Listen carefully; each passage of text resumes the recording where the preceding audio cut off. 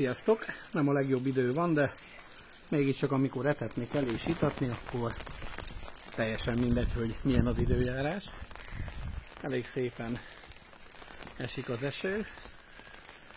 Ugye november 20-a van reggel, és szeretném nektek megmutatni, hogy indul egy napom. Tehát hogy pontosan nem csak hogy indul, hanem egy etetés, itatás mégis mennyi időt vesz igénybe.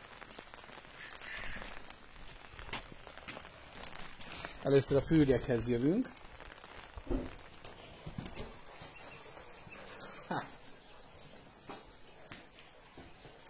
Látjátok, nagyon szeretnek pocsékolni amúgy, rettentően.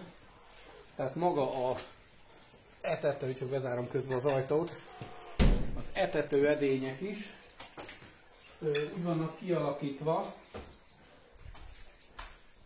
hogy ne nagyon tudják, úgy látom belecsüng a kamera, na így jobb lesz, hogy az etető edényekből ne nagyon tudják ugye kihányni a kaját, viszont nem tudom, van úgy, hogy úgy eszik, hogy átdugja a fejét, itt ezen a kis rácson, és így jár a feje, mint a ringispír, tehát mintha kotorna magába a kajába, és szépen keresgéli a jobbnál jobb falatokat, hiszen ez keveréket kap, nem csak tápot, van benne tojótáp is természetesen minimálisan, ez a vitaminok miatt, mert nem nagyon tudom mással pótolni. Itt pedig már a legutolsó keltetésem van. Ők jelenleg, ha jól emlékszek, azt mondja 3 hetesek.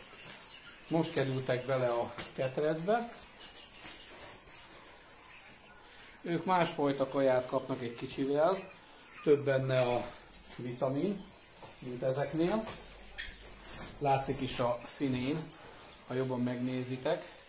Javarészben kukorica van benne, tehát más néven tengeri, ezen felül ugye szója, buza, zab, árpa, fekete mag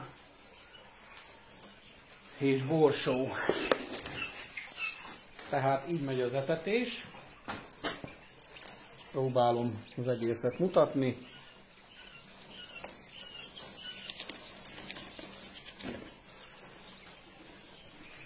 Ennek még mehet egy adag. Hoppá, ott egy kicsit sok ment.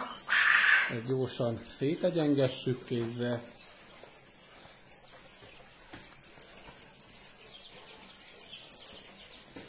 Ha nem lenne a kamera a kezembe, akkor könnyebben menne, de már ugorja is.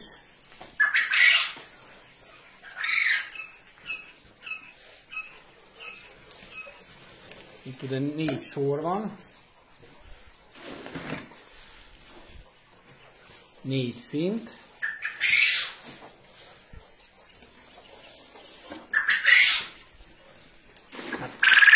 Ilyen hangokat adnak ki folyamatosan, jelzik, hogy itt vagyunk.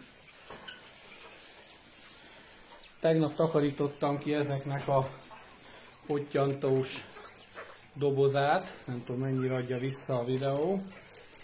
Aránylag, ami alattuk van, az tiszta.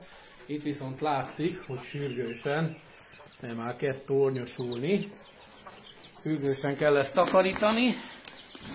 Hát ugye a takarítás abból áll, hogy kihúzom a tálcát, elviszem hátra a trágyacsomóra, van egy kőműves kanalom, azzal gyönyörűen lekapargatom, és általában 2 hetente egyszer fertőtlenítem, de hogyha úgy ítélem meg, hogy kell, akkor fertőtlenítem rendszeresen.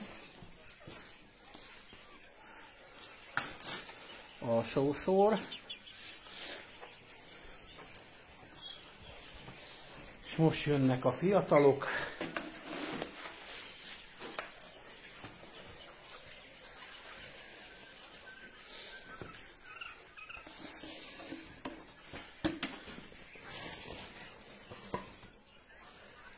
Jó.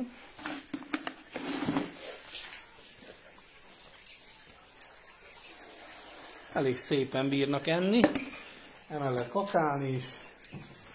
Megnézzük a vizet, hát ezt utó kell tölteni. Ezeknek is látjuk, hogy mennyi van benne, úgyhogy ide hozunk be egy nagy adag vizet. De most előtte, mivel van még előttük víz, megyek a nyulakat itatni. Még talán annyit szeretnék hozzátenni a fűrjek tartásához, mert ugye vannak egyesek, akik kommentelték, hogy miféle disznóság ilyen ketrecekbe tartani a fűrjeket, ez nem természetes, stb. Valamilyen szinten egyet tudok velük érteni, de ti is értsétek meg, hogy az idén kezdtem, ahogy mondtam. Most kezdem én is kitapasztalni, hogy mi a legjobb a fűrjek tartására. Jövőre már megvan a tervem, ugye ki kellett a tyúkketrecből költöztetnem a fűrjeket, tehát megvan a tervem, hogy egy olyan fűrketrecet fogok nekik csinálni, ami egy megfelelő fényviszonyokkal, tehát ablakok legyenek beépítve, 2. Ugyanezek a ketrecek be fognak oda kerülni, de csak is kizárólag abban az időszakban, a legintenzívebb tojási időszakban kerülnek majd be. Tehát legalább 3 hónaposan azokba a ketrecekbe, és csak is kizárólag a tojók és egy néhány kakas, akiknek számítok a tojására, és maximum 3 hónapot fognak ott tölteni, és lesz egy ilyen rész, legalább tehát minimum 4 méterre tervezem a ketrecnek a szélességét, tehát magának a fűr, nem is ketrecnek, hanem a fűrháznak az építését, és lesz ebből legalább egy ilyen 2 méter széles rész, ahol el lesznek ilyen ráccsal kerítve, olyan magasságba, hogy tudjanak nyugodtan felrepülni, akár a plafonig akarnak, és ott lesznek kialakítva ilyen faforgácsos szaladgálóhelyek, ott lesznek kialakítva fürdőhelyek, amiben ugye fürödhetnek, tehát por, és a többi, meg homokba, és ott lesznek kialakítva az itatóhelyek is, minden egyéb. Persze bonyolultabbá teszi majd a tojásnak az összeszedését, ez tény, de ha hosszú távon fogok vele foglalkozni, akkor garantáltan ezt a kényelmet és a luxust megadom nekik, sőt, nem csak ezt, hanem még pluszba azt is, hogy kifutót fogok nekik tervezni, úgy építem meg az egészet, és a kifutón kint tudnak lenni a szabadba, persze ráccsal körülvéve, hogy madarak ne tudjanak bemenni hozzájuk, mert a madarak azok terjesztik azokat a különböző betegségeket, amelyek a tyúkokat is fertőzik, vagy a fűrjeket is, akár ilyen, mint a fűrtetű, vagy a tyúktetű. Úgyhogy erre mindenképpen odafigyelek majd. Most, hogy minden ketrec tele van, most tartok durván az állománynál, mivel ezekben ilyen 20 darabra csökkentettem a ketrecenként a darabszámot.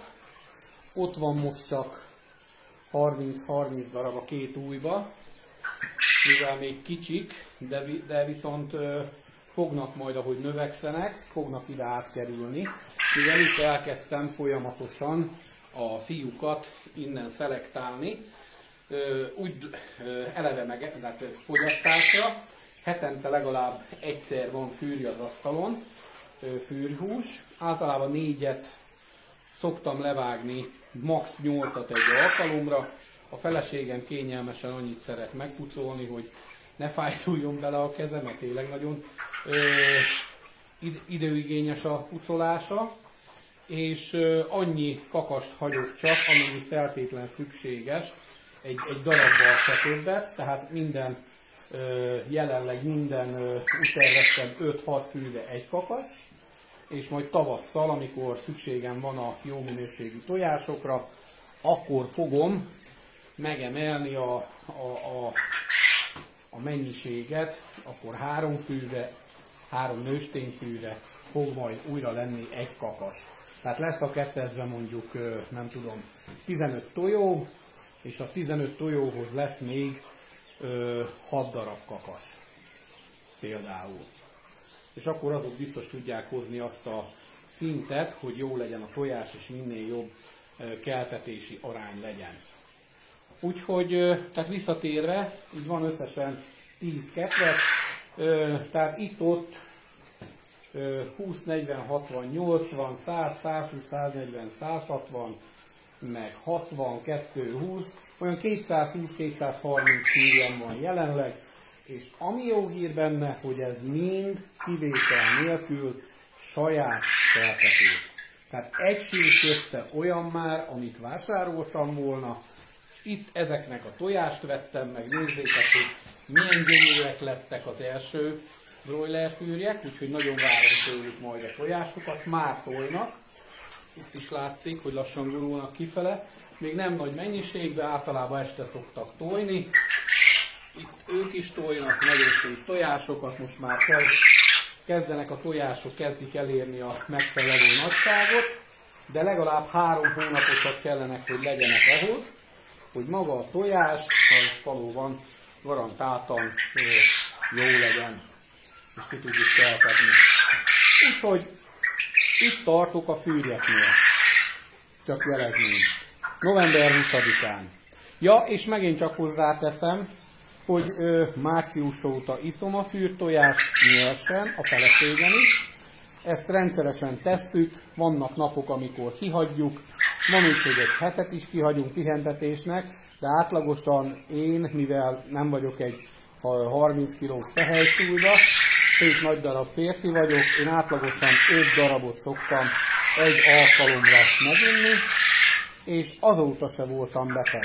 Nagyon kíváncsi vagyok a jövő év márciusig ez kitart-e, mivel hogy, mint említettem már többször is, évente 2-szer garantáltan 7-15 napra beteg szoktam lenni, és tudok neked munkahelyi igazolást arról mutatni, hogy az idén még betegszabit nem vettem ki. És pont én mással nem tudom összekötni, mint a fűrtojással. Arról nem beszélve, hogy a közérzetem teljesen szuper, hiába ülőmunkát végzek. Sziasztok!